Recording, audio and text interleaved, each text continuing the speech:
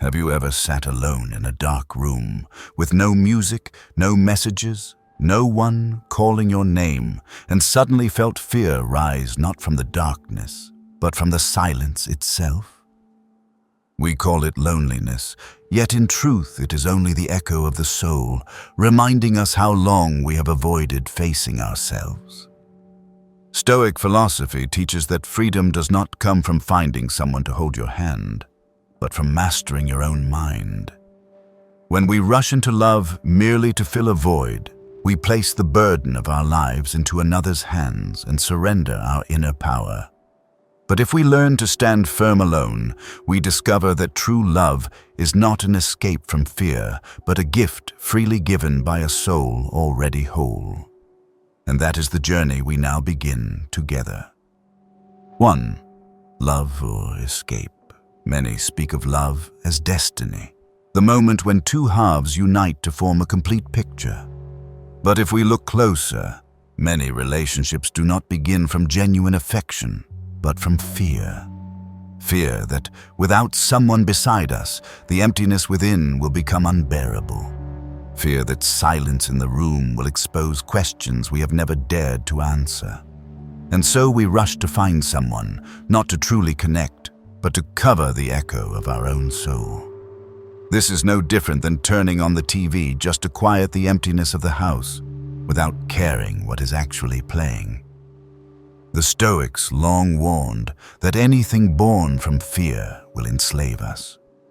When we love out of fear of loneliness, that love becomes a chain wrapped in velvet, soft to the touch, yet cold within. It does not free us from fear, but deepens our dependence on another's presence. And such dependence, over time, erodes inner freedom, the very possession Marcus Aurelius declared no one can take away. Picture someone entering love only because they cannot endure emptiness. They do not come to the other person to share or to resonate in truth, but to escape themselves. Every embrace, every conversation, every future plan becomes another layer covering their insecurity. Yet the covering is never thick enough. A day of silence, a night of busyness, or a careless word instantly awakens the fear, followed by doubt and unease. Like a house built on sand, even the smallest wind can shake it. In reality, we have all seen such relationships. One clings tightly, fears abandonment, and seeks constant reassurance. They do not see that the root of their fear is not in the other, but in their own inability to sit quietly with themselves. Stoic philosophy teaches that the greatest courage is not to fight the outside world, but to face the whisper of the soul when everything falls silent. So the true question is not, are you in love? But, are you loving to escape yourself? If love becomes a place to avoid facing who we are, it will only lead us further astray. But if we dare to stand alone, accept silence, and find peace within it, then when love arrives, it is no longer an escape but a free choice where two complete souls meet, without needing to fill each other's emptiness. 2. When love turns into self-betrayal. In every relationship, compromise is natural. We adjust in small daily choices: what to eat today, where to go on the weekend, or which movie to watch at night. None of this is wrong. Such flexibility is the glue of connection, for love always asks for mutual respect. But the fragile boundary lies where compromise begins to touch the core of who we are. At that point, love shifts from being a foundation to becoming a cage. It no longer grants freedom, but instead forces us to shrink ourselves just to hold on to another. At first, this process is subtle. You remain silent at a comment you disagree with to avoid conflict. You abandon a dream because they call it unrealistic. You restrain your joy and a passion simply because it does not fit the shared rhythm. Piece by piece, parts of you are left behind, while you tell yourself, just this once. But each just once adds up, and one day you realize the face in the mirror is far from the person once filled with vitality and fire. The clearest image of this change is a candle placed in a glass jar. It still burns, but the flame is no longer bright, slowly suffocating from lack of air. When we trade ourselves away to preserve love, we too become that candle still alive, but no longer burning in our true light. The cost is the shrinking of the soul, the forgetting of who we were and what truly makes us alive. The Stoics saw with clarity that freedom cannot coexist with pretense. Seneca once wrote, "The brave man is free." Courage here is not about resisting a lover, but about protecting one's wholeness even when it risks conflict. If we always stay silent for peace, we allow love to become a negotiation where every nod means cutting away another piece of ourselves.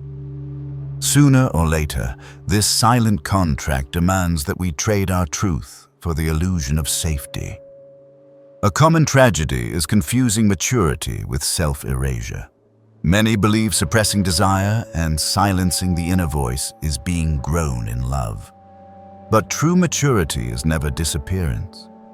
It is the balance of respecting another while holding firmly to one's essence. When we endlessly adjust to meet another's expectations, maturity is only a mask, and beneath it, the self slowly suffocates. Deep down, every soul longs to be seen as it truly is. A love that requires us to sacrifice our essence is no longer love. It is fear of loneliness, disguised as attachment. Marcus Aurelius reminded us, "It is not death a man should fear, but never beginning to live." When we give ourselves up to preserve love, we live a life that never belonged to us. It is a form of never having lived, for the body goes on while the soul has ceased to grow.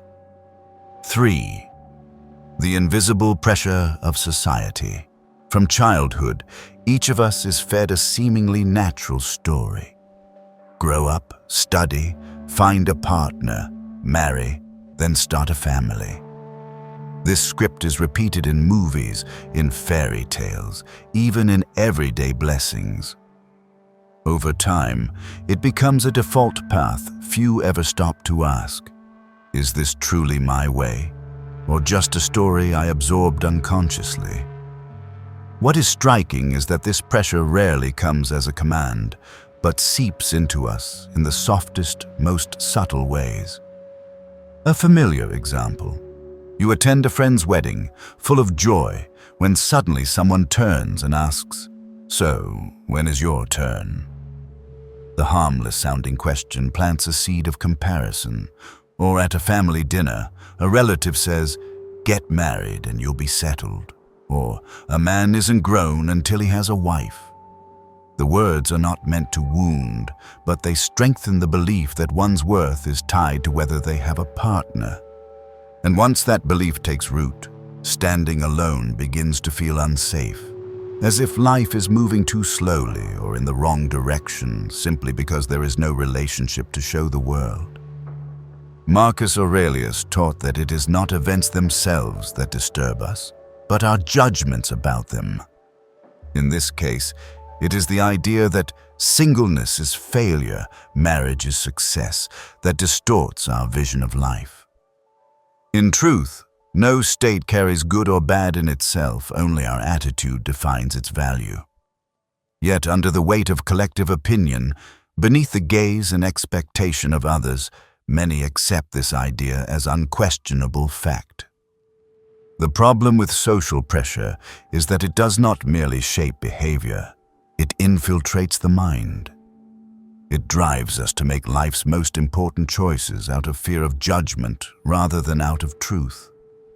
We accept relationships when not ready. We hold on to someone only to seem stable. We rush into marriage as if it were the only ticket to being validated. And the tragedy is that in doing so, we surrender the greatest opportunity of all the chance to live a life true and free to ourselves. The Stoics teach that nothing is more valuable than self-mastery.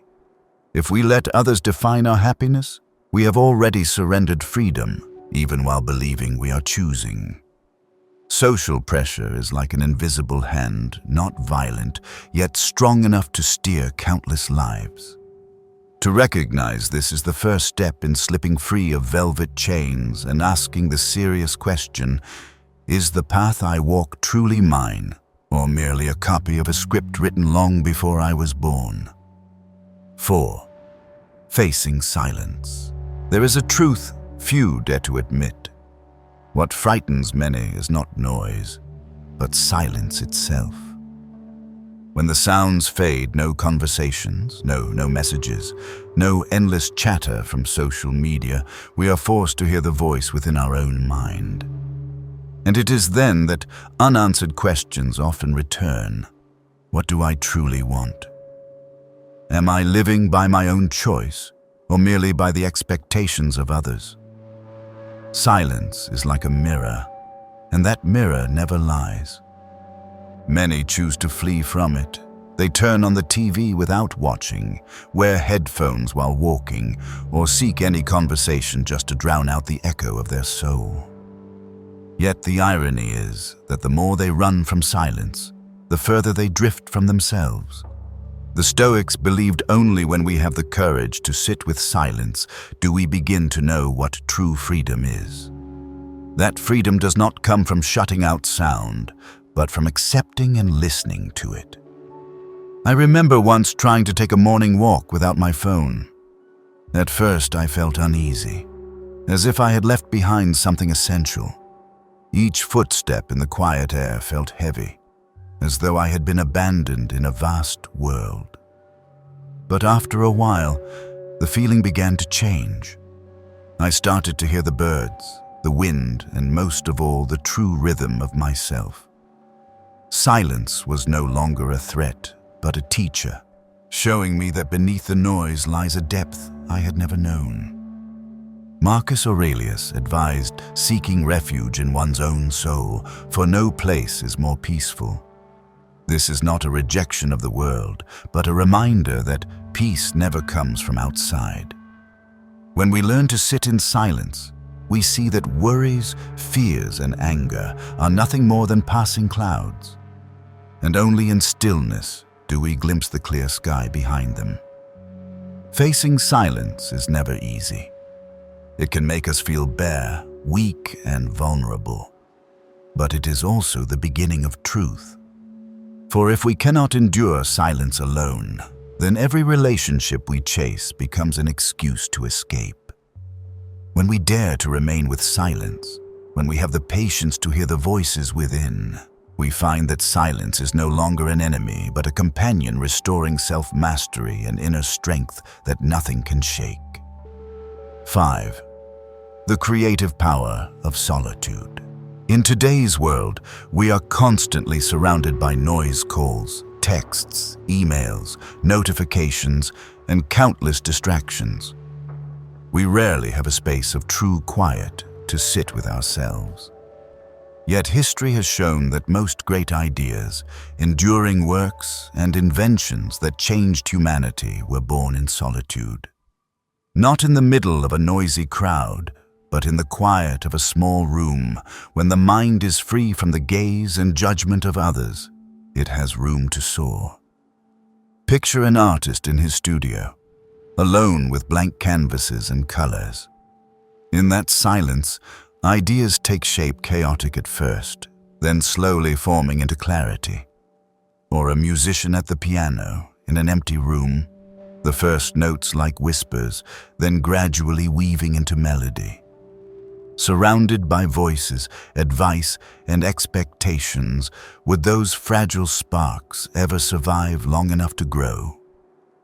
The answer is almost certainly no. Seneca once said that sometimes we must withdraw from the world, not to escape it, but to protect the seed of an idea, giving it time to grow before it faces reality's test. If exposed too soon, those fragile seeds are easily swept away by the wind. Solitude is the safe soil where they take root and gain strength. This is not selfishness or withdrawal, but an essential act of nurturing creativity. What is remarkable about solitude is that we no longer need to edit ourselves to fit anyone's approval. We don't need careful words to avoid offense. We don't worry if our ideas are pleasing. We are free to write an imperfect draft, paint something strange, or dream of a bold plan no one has dared before. That freedom from judgment opens the mind and invites experimentation. And whether those experiments fail or succeed, they become the foundation of genuine creation. Marcus Aurelius wrote, "Nowhere can man find a quieter or more untroubled retreat than in his own soul." These words serve as a compass for creative strength. Only in that inner peace do ideas rise, no longer diluted by the need to satisfy the crowd. Many fear solitude will leave them behind, yet it is precisely in solitude that they advance farther than anyone else. Solitude is not the absence of others, but the full presence of oneself. When we accept and embrace it, creativity flows freely, not forced, but natural. And it is then we understand that solitude does not impoverish us, but transforms us into fertile ground where the greatest ideas are born. 6. Emotional cleansing. One subtle truth few notice after leaving a relationship or choosing to live alone is how their emotions begin to shift. At first, it feels unfamiliar. No more morning texts, no more long evening calls. The space seems like a loss, as if something vital had been taken away. Yet with patience, one sees what vanished was not true joy, but borrowed tremors from another's emotions. Freed from tying our heartbeat to someone else's moods, we begin to feel lighter. Anyone who has lived in a tense relationship remembers this well. A delayed reply made their heart race, a cold glance ruined their day, and a careless word dragged them into doubt and despair. But once that bond ended, after the initial void, they suddenly breathed easier. The silence, once suffocating, became space for deep breaths and self-awareness. This is emotional cleansing, the shedding of invisible dust that had settled in the soul from carrying emotions never truly ours. The Stoics taught that we cannot control what happens outside, but we can always control how we respond. This is especially true of emotion. If we allow another's mood to dictate our joy or sorrow, we give away the most precious control we possess. Solitude allows us to reclaim it. We learn to distinguish between grief that is truly ours and storms we borrowed from others. With that clarity, life appears fresher, and joy rises from simple things we once overlooked. A friend once told me that after ending a turbulent relationship, she discovered the quiet joy of a morning coffee felt profoundly deep. No more guessing another's mood, no more bracing for arguments, no more forced smiles to hide unease. That joy was pure, natural, and independent. It was like fresh rain washing away years of dust clouding her vision. Marcus Aurelius reminded us that the soul is dyed by its constant thoughts. If our mind is daily soaked in fear, jealousy, or doubt, life takes on a darker hue. But when we stand alone, we give the soul a chance to be recolored with peace, gratitude, and clarity. That is the true gift of emotional cleansing, not erasing who we are, but restoring the original colors buried beneath borrowed feelings. Emotional cleansing is not easy. At times it feels empty, like walking through a silent room. But if we remain patient with that emptiness, we find it is not meaningless but necessary space for the soul to purify itself. When we pass through, we emerge with a lighter, clearer, and more self-governed spirit. And it is precisely that self-mastery which becomes the foundation to love, to live, and to be fully present without being enslaved by the waves of anyone else's emotions. 7. Self-sovereignty. Self-sovereignty is not an abstract concept, but the ability to live a life where every important decision springs from one's own will and values, not from the expectations or pressures of others. It is like the first time you move out on your own, when the door closes and the house holds only you. At first comes awkwardness, fear, even emptiness, for there is no one left to share responsibility or make choices on your behalf. Yet gradually, you realize each meal, each hour of sleep, each arrangement of the room belongs entirely to you, and within that burden lies a freedom you have never known. Epictetus once wrote that no one is truly free until they have mastered themselves. Mastery here is not control over the external world, but over one's responses, attitudes, and inner choices. Those without sovereignty are swayed by every shift around them. Their moods change with the moods of others. Their behavior bends to praise or criticism, and they lose sight of what they truly desire. They may believe they are choosing, but in truth, they are only reacting to invisible strings being pulled from outside. Self-sovereignty demands a rare courage, for it means taking full responsibility for one's life. There is no one to blame for failure, and no one to share credit in success. Its cost is solitude in many decisions, long nights of self-questioning, and the heavy knowledge that all consequences rest upon you. Yet this acceptance of full responsibility frees us from dependence. Once we have mastery, we no longer live to please others, no longer fear judgment, and no longer need anyone's approval to know we are on the right path. Picture a person rowing a boat on the open sea. One without sovereignty lets the boat drift, blown by waves and winds, clinging to other boats for safety.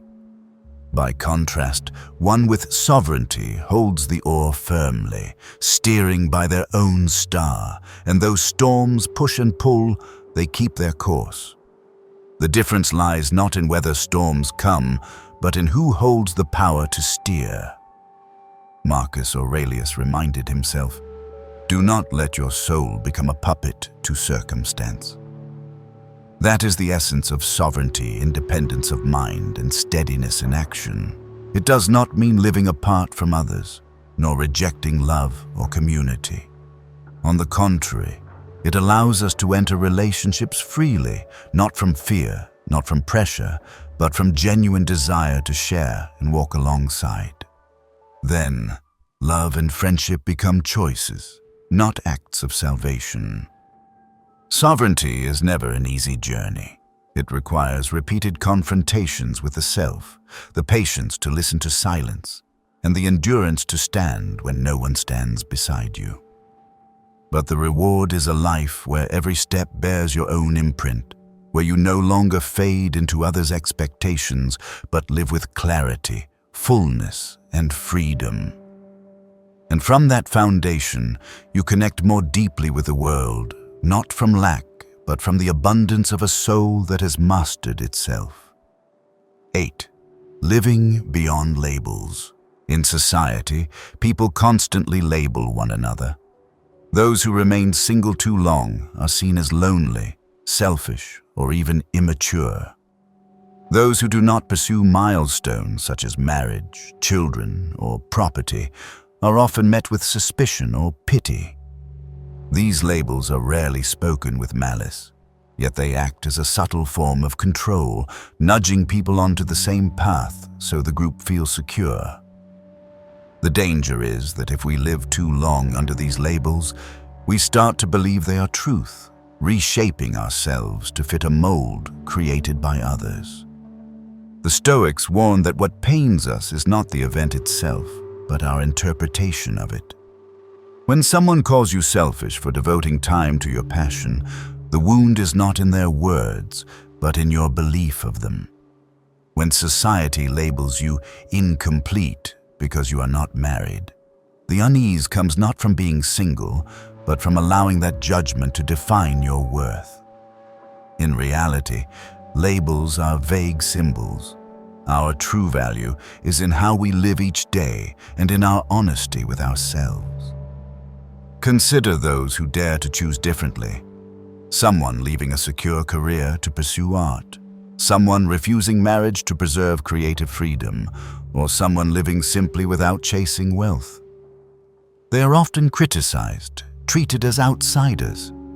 Yet look closely, and you see light in their eyes, steadiness in their steps, for they live by their own values, not borrowed ones. They prove that living beyond labels is not rebellion, but courage, the courage to claim the right to define one's own life. Marcus Aurelius said that what matters is not applause or approval, but fidelity to one's own soul. When we understand this, we no longer fear others' opinions. We no longer live for recognition, but to be fully present in what is meaningful to us.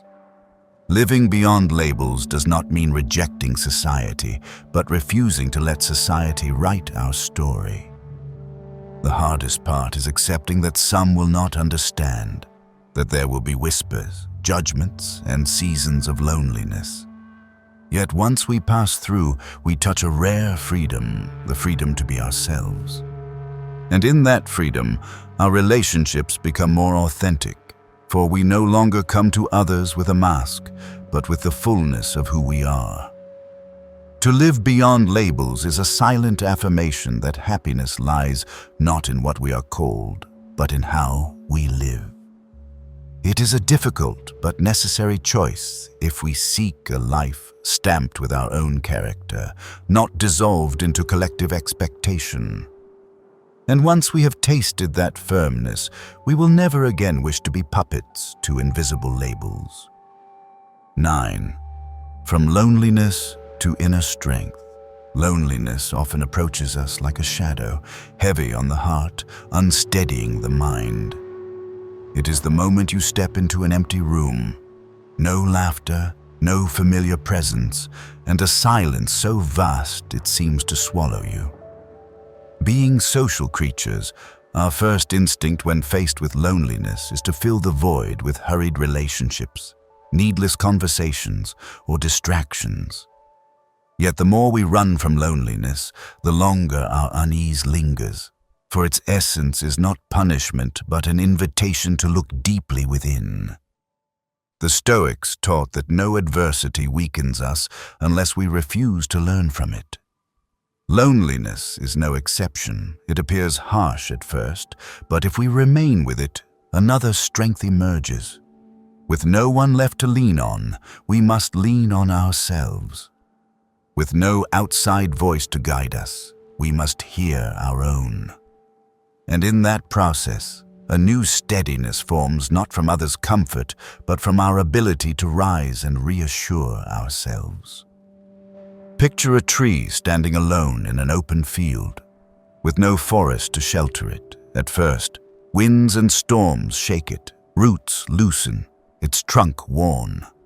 Yet the more storms it endures, the deeper its roots drive, until in time it stands stronger than any tree grown under the protection of the woods.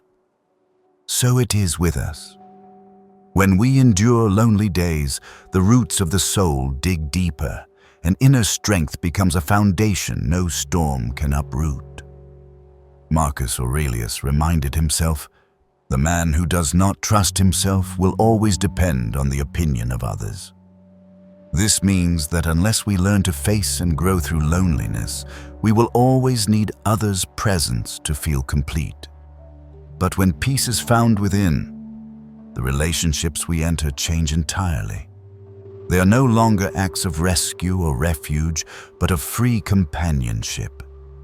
We can then love and connect without fear of loss, because loss cannot touch the foundation we have built inside. It is vital to see that loneliness is not an ending, but a beginning. It is the uncomfortable but necessary stage where dependence is stripped away and a stronger self revealed. Once we pass through, we feel not just relief at surviving, but pride at becoming unshakable. And once we have tasted that inner strength, we no longer see loneliness as an enemy, but as a silent ally, always reminding us that everything needed to stand firm has been within us all along. 10. True love, freedom, not dependence. There is a common belief that love is the search for one's other half, that we are only complete when someone else fills the emptiness within. This idea may sound romantic, but in truth, it plants a dangerous belief that we are not whole as we are, that we need another person to be validated and happy. When love begins from this notion, it easily becomes dependence, where every word, gesture, or silence of the other has the power to dictate our emotions. And once our emotions are controlled from the outside, we have already lost the freedom that is the very foundation of genuine love. The Stoics stressed that true freedom does not come from circumstances, but from mastering the mind. If we enter love driven by fear of loneliness, then love is not a choice, but a survival strategy. We hold on not because we wish to share, but because we dare not face ourselves. In that case, the relationship becomes a burden, where every small distance feels like a threat, and we gradually surrender parts of ourselves just to cling to a fragile sense of safety. This is no longer love, but an unspoken contract where two people hold on to each other out of fear, not freedom. True love is entirely different. It does not demand that we abandon ourselves, nor shrink to fit into another's desires. Instead, it encourages us to expand, to become better versions of ourselves, and to walk together without losing our essence. Like two candles burning side by side, their light does not dim each other, but brightens the world even more. Marcus Aurelius once wrote that happiness requires very little, and it is all within ourselves. When we find fullness within, love is no longer our only refuge, but becomes a gift, an abundance that flows from the freedom of giving and receiving. Picture two people entering a relationship not to fill emptiness, but to share abundance. They may create joy together, yet each person's joy is not dependent on the other's presence. They may face challenges together, but each one's resilience does not collapse if one day their paths diverge. This is mature love, where freedom remains intact and connection is a choice, not a necessity. Epictetus taught that if you want freedom, do not let what is beyond your control define your value. This applies perfectly to love. When we let a relationship define who we are, we lose freedom. But when we step into love with independence already cultivated, we can give affection without the fear of losing ourselves. This is true love, one not eroded by distance, not suffocated by fear, and not turning us into prisoners of our own emotions. I believe the greatest value of love does not lie in finding someone to fill the void, but in the ability to remain ourselves within it. I once thought happiness had to be tied to another's presence, but the more I lived, the more I realized the most important thing is steadiness from within. When we can sit in silence without feeling empty, when we can walk alone without fear, then love becomes a choice and not a crutch. To me, that is mature love, where two people come together not from fear of loneliness, but from the desire to share a life already whole. If you found these reflections meaningful, please like, subscribe, and turn on the notification bell so you won't miss future content. Remember, you do not need another to make you complete, for you were whole from the beginning. And only when you recognize this truth are you truly free to live a life that cannot be shaken. See you in the next video.